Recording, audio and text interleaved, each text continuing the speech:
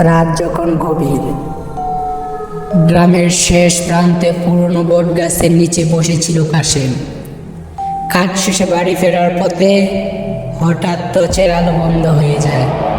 গাছের পাতার ফাঁক দিয়ে চাঁদের স্নান আলো টিকতে পড়ছে মাটিতে। অদ্ভুত নিস্তব্ধতা, চারপাশে যেন কোনো প্রাণ নেই। কাশেম মনে মনে বলল, এত রাতে এই পথে আসা ঠিক হয়নি।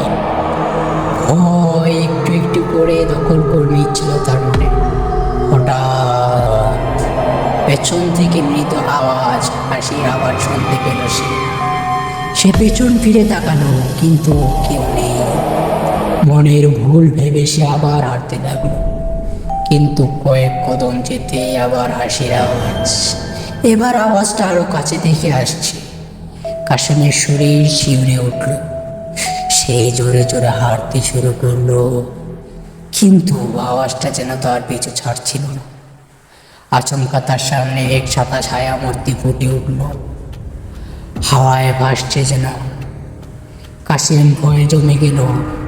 শীতল কণ্ঠে ছায়া মূর্তিটা বলল, তুই কি জানিস এই বট গাছের নিচে কত মানুষের প্রাণ গেছে?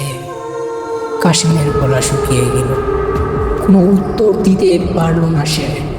ছায়াটি এগিয়ে এসে বলল, আমিও ছিলাম তাদের একজন, আজ আমার পালা, তোকে নেয়া।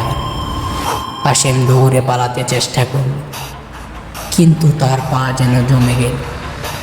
চারপাশে সব অন্ধকার, এবং সেই ছায়াটি আরো কাছে এসে বলল, তুই পালাতে পারবি না।